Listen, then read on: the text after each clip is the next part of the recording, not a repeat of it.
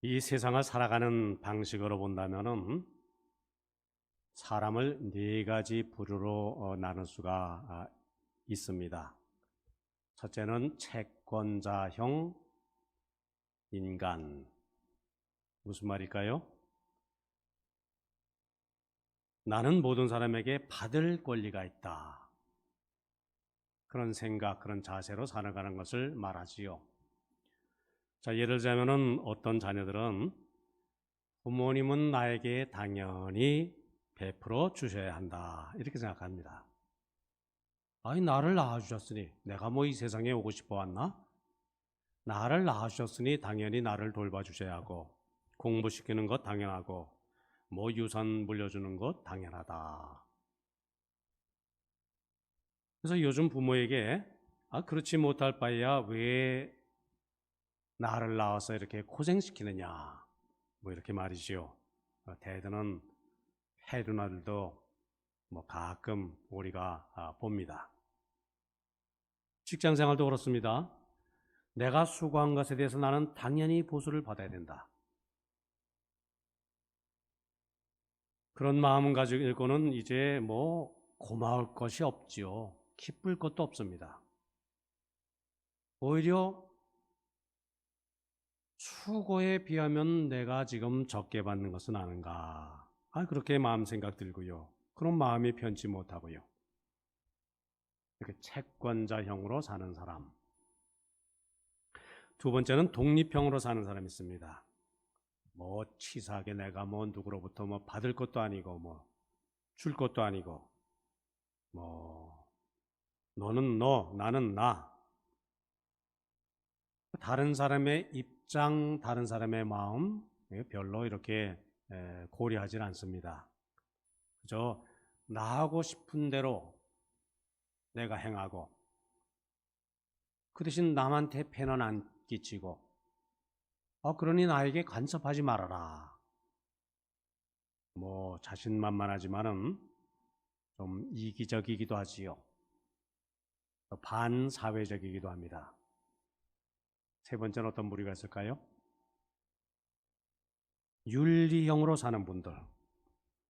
이런 사람들은 참 뭐 아주 귀한 자세입니다. 내가 최선을 다해 살아서 다른 사람들을 좀 이롭게 해야지. 그런 도덕적 의무감을 갖고 사는 사람.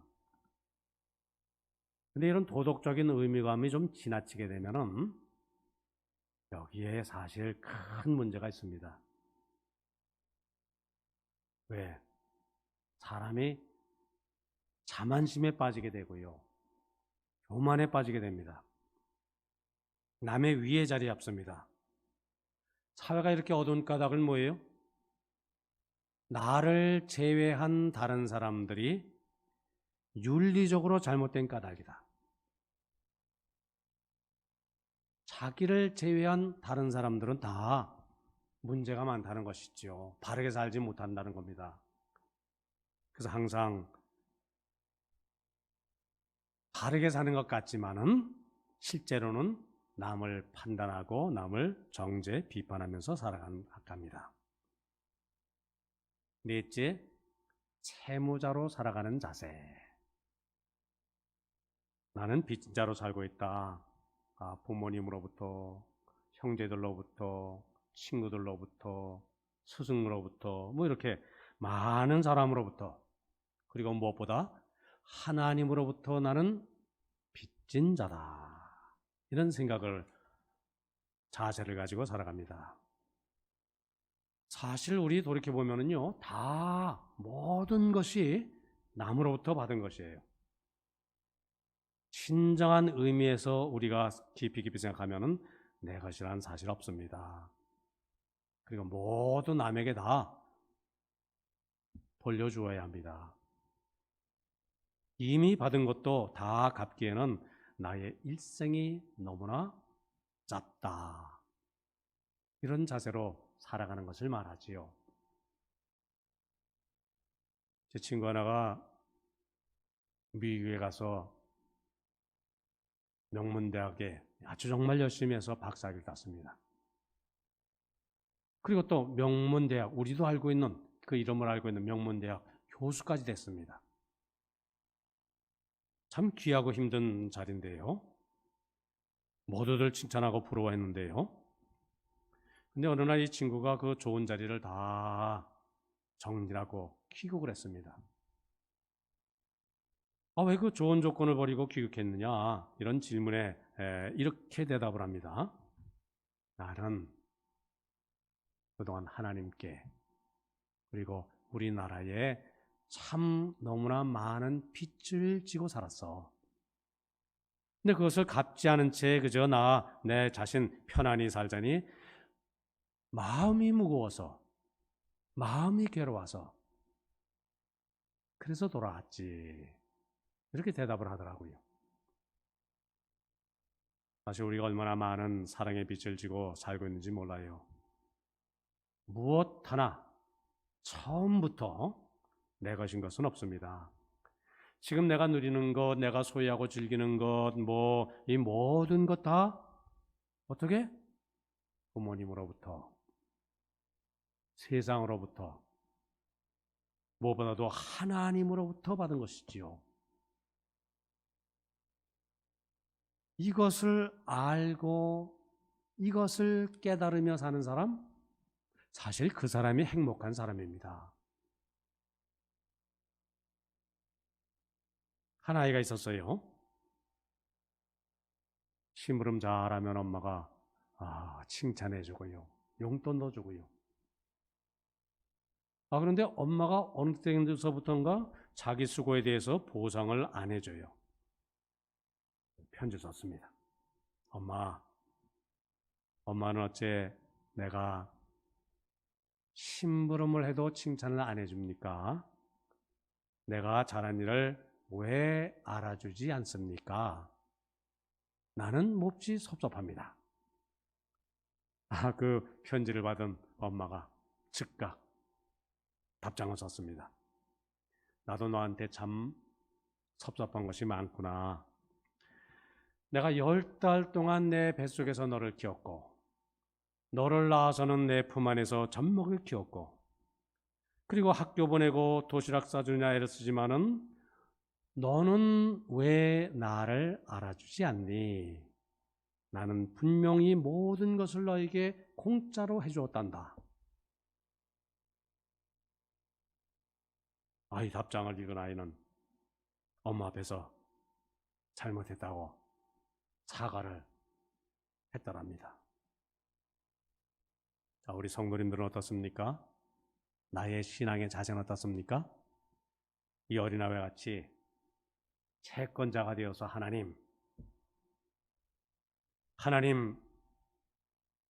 하나님께서 마치 나에게 어떤 빚이라도 지신 것처럼 하나님 이것 주세요, 이것 주세요, 이렇게 복렬해 주세요, 이렇게 축복해 주세요. 이렇게 우리가 오히려 하나님을 바라보며 큰 소리치고 살고 있지는 않은가? 정말 하나님께서 우리에게 주신 그 은혜, 그 놀라운 사랑이 크고 커서 이거 어떻게 우리가 보답할까?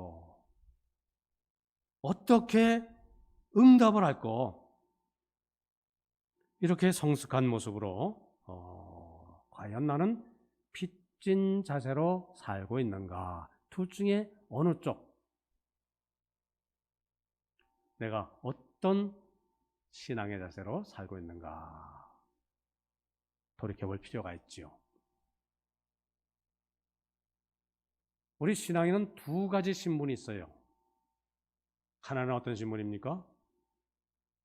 우리는 하나님의 자녀예요. 천국 시민입니다. 아주 특별한 그런 신분이 우리에게 주어졌죠. 또 하나의 신분은 뭡니까? 예수님의 제자라는 신분이지요.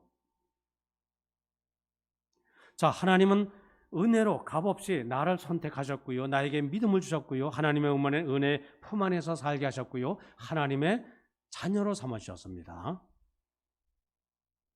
얼마나 놀라운 큰 그런 사랑입니까? 자, 이 은혜를 깨닫고 사는 성숙한 신앙인들은 이제 그 받은 바 은혜를 어떻게 보답할까? 어떻게 이 은혜의 빚을 만분의 1이라도 좀 갚을까? 자, 이런 생각을 갖게 되니까 어떻습니까? 예수님의 발자취를 따르는 것으로 보답하자. 어떤 신분이죠? 제자로서의 신분이지요. 제자됨의 길을 걷고자 하는 그러한 자세. 두 가지 우리는 다 갖추고 살아야 됩니다. 하나님의 자녀, 나는 하나님의 자녀. 뭐죠? 그것이 신앙의 가장 중요한 기본입니다만은 잘못하면은 신앙이 거기만 머무르고 맙니다. 성숙한 신앙은 한 걸음 더 나가서 제자됨의 길을, 주님을 따르는 그 길을 걸어가겠다. 오늘 본문 말씀으로 돌아보면 예수님이 밤을 새워서 기도하셨다. 자, 주일 낮에 살펴봤죠. 자, 오늘 본문 말씀, 나리 박자 제자들 가운데서 12를 택하여 사도로 세우셨다. 그러면서 12명의 이름이 이렇게 쭉 나옵니다. 자, 여기에는 몇 가지 교훈이 담겨 있습니다. 12제자를 택하신 이 일. 첫째, 예수님은 제자 한 사람 한 사람을 아시고요.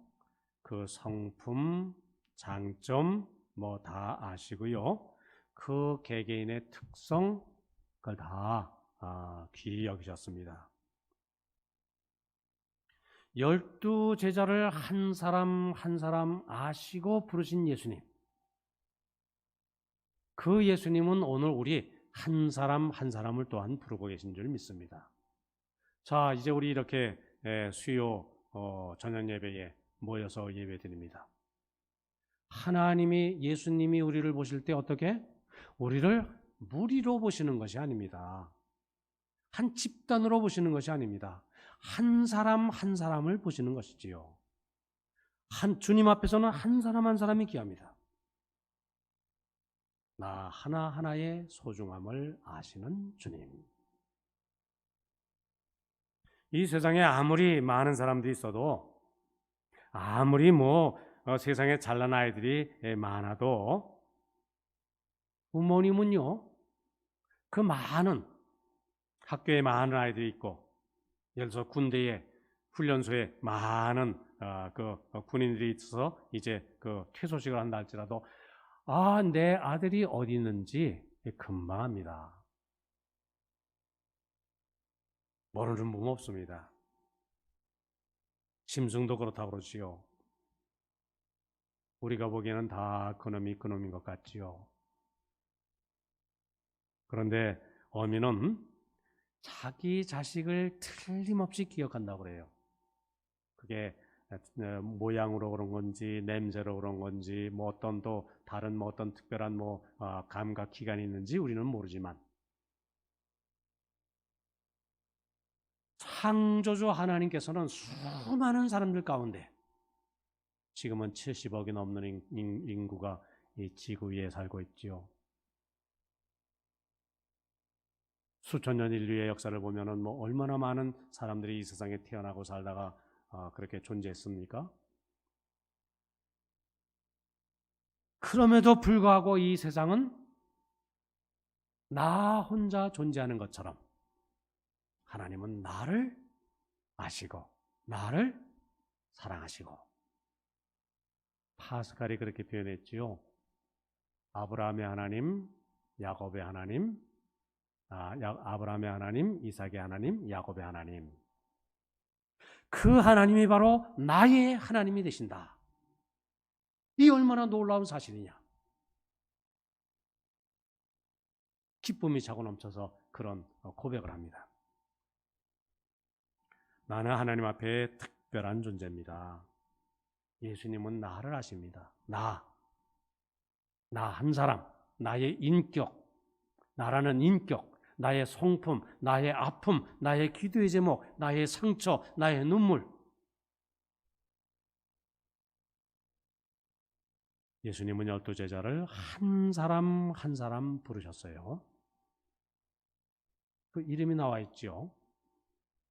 그 예수님이 오늘 나를 아시고 나를 부르시는 줄 믿습니다.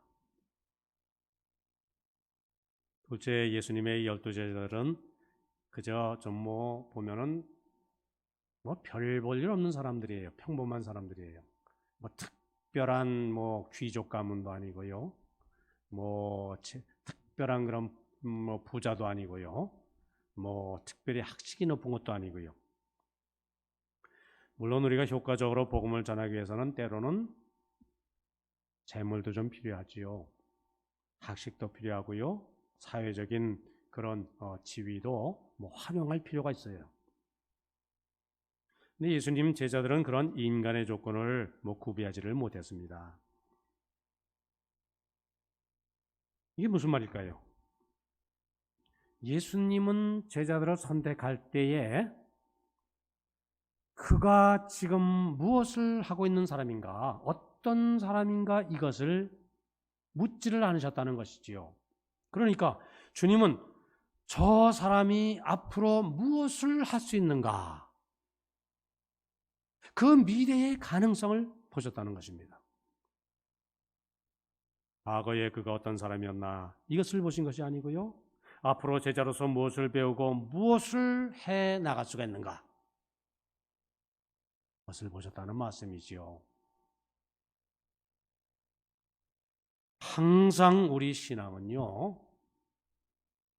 미래지향적입니다. 과거에 매어 지내는 것, 신앙생활 바르게 하는 것 아니지요. 나는 보잘것 없어도, 나는 초라해도, 내 믿음은 형편없어도 주님을 믿고 따르며 섬길 나의 앞날, 나의 미래, 나의 열심, 나의 변화된 모습, 그것을 예수님은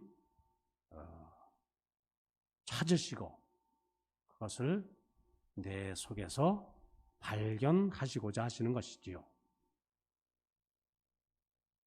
자, 셋째, 12제자들은 그 성격, 직업, 살아가는 모습이 아주 뭐 각각 제각각이나 다양합니다. 결론적으로는 그런데 합력해 하나님의 선을 이루었죠. 베드로, 충동적인 사람이었습니다. 안드레, 성경에는 그 삶의 작은 조각조각들이 이곳저곳에 있죠. 그죠? 안드레는 어떤 사람? 사교적인 사람. 야고보, 요한, 야망이 큰 사람. 빌립, 계산적인 사람. 바돌로메, 경건하고 조용한 사람. 마태, 세리.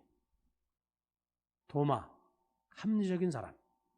야고보, 뭐 별로 이름 없는 제자였습니다. 우리 야고보서를 쓴 야고보 아닙니다. 주의 동생 야고보 아닙니다. 그냥 야고보, 잘 몰라요. 셀롯인 시몬, 그게 무슨 말이죠? 저항운동가라는 얘기지요. 무장 독립운동을 하던 사람. 그리고는 출신도 할 수 없는 야고보의 아들 유다. 그리고 또 하나는 예수님을 판 가룟 유다. 이들 대부분은 북부 갈릴리 출신이에요. 굳이 뭐 얘기하자면은 소위 좀 쌍놈 출신입니다.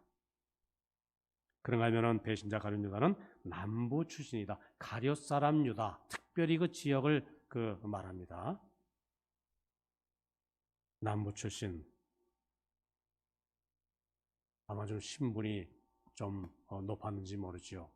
그러니까 예수님 일행의 헌금 보따리를 맡을 정도로 좀 꽤나 똑똑한 제자였습니다. 자, 특별히 셀로 땅, 당시 로마 그 식민지 아니었습니까? 그 로마 정권으로부터 독립운동을 하던 사람들이에요. 그 칼을 품고 다녔습니다. 그 시카리 당이다. 그래서 우리가 뭐 신학교에서 배울 때는 시칼을 품고 다녔다. 조그만 단도였던 것 같습니다. 뭐 그렇게 외우기도 했는데요. 자, 이런 셀롯인 시몬과 로마의 앞잡이 노릇을 하는 세리 마태 함께 제자가 됐어요. 이거는 있을 수 없는 일이에요. 있을 수 없는 만남이에요. 어찌 보면 철천지 원수예요. 근데 주 안에서는 다 한 식구였죠. 예수님을 중심으로 모이게 되었고 예수님의 뜻을 함께 따르는 제자가 된 것이지요. 서로 성격이 다르고 서로 이렇게 사랑하기는 어렵지만은 그러나 예수님을 서로 사랑할 때 예수님 사랑하는 그 마음이 중심이 되어서 사랑하는 법을 배우게 됐고요. 그리스도 안에서 하나가 되는 귀한 진리. 그것을 이 제자들은 우리에게 가르쳐주고 있지요. 자, 예수님이 12사람을 제자로 택하신 분명한 목적이 있어요. 세 가지입니다. 누가복음엔 기록되어 있지 않습니다. 마가복음엔 기록되어 있습니다. 마가복음 3장 14절 15절 말씀 보면은 이에 12를 세우셨으니 그 다음에 이는 첫째 자기와 함께 있게 하시고 둘째 또 보내사 전도도 하며 그리고 셋째 귀신을 내어 쫓는 권세도 있게 하려 하심이로라. 첫째 목적은 뭐라고요? 함께 있기 위함. 예수님은 무엇보다도 우리와 함께 있기를 원하십니다. 그것이 예수님의 사랑이지요. 둘째, 전도하게 하기 위함입니다. 예수님은 제자를 통해서 복음을 전하도록 하셨지요. 이것은 제자됨의 두 가지 다예요. 특권이고요. 또 의무이기도 하고 오늘도 예수님은 복음을 전하는 일꾼을 필요로 하시고요. 그 일을 위해서요. 나 한 사람 한 사람을 부르시는 줄 믿습니다. 셋째 목적은 귀신을 내어 쫓고자 하심입니다. 오늘도 악령의 세력이 세상을 지배하고 있지요. 어둠의 권세가 온 세상에 가득합니다. 예수님은 오늘도 나를 통해서 하나님의 나라를 이 땅에 건설하고자 하는 그러니까 하나님의 뜻을 이 땅에 이루고자 하시는 그 귀한 사역을 위해서 또 우리를 부르시고 우리를 사용하시기를 기뻐하시는 줄 믿습니다. 자, 이렇게 예수님 부르심을 받은 제자들 이제 그 이후 이제 성경 뒷부분을 보면은 아무리 예수님의 제자라 할지라도 때로는 실패하기도 하고요. 때로는 넘어지기도 하고요. 때로는 배반하기도 했지만은 그러나 결국 마지막 이 제자들의 열정과 헌신의 삶으로 복음이 온 세상에 전파가 되고요. 때가 되면 우리나라까지 여기 부산까지 우리들에게까지 이렇게 복음이 전해져서 온 세계 만민 믿게 된 것이지요. 시간이 됐습니다만은 그래도 조금 더 말씀을 좀 드립니다. 이 주님의 12제자의 일생은 한 가지 공통점으로 마감을 하고 있어요. 그게 뭘까요? 순교로 마감을 했다. 한 사람만 빼고. 근데 그 성경에 기록이 되어 있지 않습니다. 그래서 전설은 허구라 이 얘기가 아니라 내려오는 그 이야기다 하는 그런 뜻입니다. 우리 그 교회 역사에 내려오는 이야기를 보면은 베드로는 어디서? 로마에서 십자가에 거꾸로 매달려서 처형됐습니다. 로마의 외곽지대 공동묘지입니다. 공동묘지 터에. 그래서 그것을 기념을 해서 그 위에 바티칸 교황청이 그 위에 세워진 것이지요. 교황청은 그 공동묘지 터 위에 세워진 겁니다. 거기 베드로가 십자가에 거꾸로 못 박혔다. 그렇게 추정을 합니다만은 얼마나 정확한 건지는 모릅니다. 안드레는 히랍의 바트라라는 지역에서 역시 십자가형을 받았습니다. 야고보의 죽음은 성경에 기록되어 있어요. 사도행전에. 왜냐하면 제일 먼저 순교한 그 제자이기 때문에. 그래서 예루살렘에서 참수형을 당했고요. 요한은 어떻게? 우리가 잘 알죠. 요한까지는 압니다. 로마의 대박해 때에 끓는 가마솥에 던져졌지만은 기적적으로 살아나서 그래서 반모섬으로 추방되었다. 그죠? 그래서 반모섬에서 요한계시록을 이렇게 썼다. 필립은 소아시아에서 돌에 맞아 죽었습니다. 그래서 터키 지역 그 성지 그 순례할 때 그 필립의 무덤 이곳이 필립의 무덤이다. 그렇게 사람들이 찾아갑니다. 왜냐하면 필립의 무덤을 찾아가는 것이 아니라 그 지역이 아주 유명한 관광 명소이기 때문에 그 바로 관광 명소 바로 옆에 그 필립의 무덤이 있습니다. 바돌로메. 아르메니아라는 지역 정확하게 뭐는 잘 모릅니다만 지금 중앙아시아 정도 됩니다. 거기서 살가죽 벗기우고 참수를 당했다고 하죠. 도마는 어디에? 인도에. 인도에 지금도 도마교회가 있다고 그래요. 그 지하, 그 도마교회의 지하 가면은 그게 도마의 무덤이 있다고 합니다. 인도에서 창에 찔려 죽었다고 하죠. 세리 마테. 이 마테는 에티오피아 칼 맞아 죽었고요. 알페의 아들 야고보 예루살렘의 탑에서 던졌으나 남았습니다. 그러니까 톱으로 켜서 죽었습니다. 다데오, 이게 아마 유다가 다데오입니다.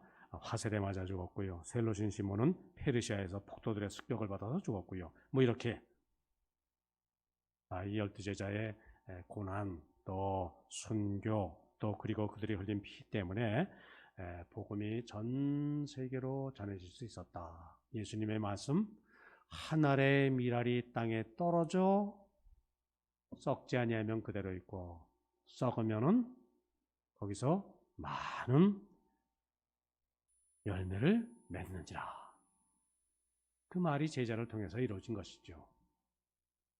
이 12제자들의 그래서 이 헌신 참으로 그 순교로 말미암아 이렇게 오늘 우리가 여기서 이렇게 신앙생활 할 수 있는 것이지요. 자, 문제는 이 복음을 받아들이고 하나님의 자녀된 우리들이 얼마나 제자됨의 길을 걷고 있는가. 이게 중요하겠지요. 인류 역사를 넘쳐 흐르던 그 순교의 강물이 이제 여기 와서 이 시점에서 그것이 멈춰버린 것은 아닌가. 제자됨의 길이 내 앞에서 끊어진 것은 아닌가. 우리가 이런 생각을 깊이 할 필요가 있습니다. 오늘도 비록 나는 좀 부족합니다. 이 제자들의 그 이후에 사도행전이라든지 여러 행적들에 비하면은 그 얼마나 우리가 좀 모자랍니까? 얼마나 부족합니까? 그러나 그럼에도 불구하고 내 삶이 주님 앞에 바쳐질 때에 나도 하나님으로부터 쓰임을 받을 수가 있다. 우리가 이 감격 속에 우리가 더욱 주님의 귀한 일꾼으로 살기 힘쓰는 우리 모두가 되어야 할 줄 믿습니다. 제자됨의 길, 예수님이 밤새워 기도하시고 12제자를 이렇게 세우셨다. 그 예수님이 오늘 또한 나를 부르시고 주님의 일꾼 삼으시기를 원하신다. 나는 하나님의 자녀이자 동시에 주님의 일꾼이다. 신앙의 의식을 갖고 더욱 나에게 맡겨진 귀한 삶의 직분, 사명 잘 감당하시는 우리 성도님들 다들 되시기를 바랍니다.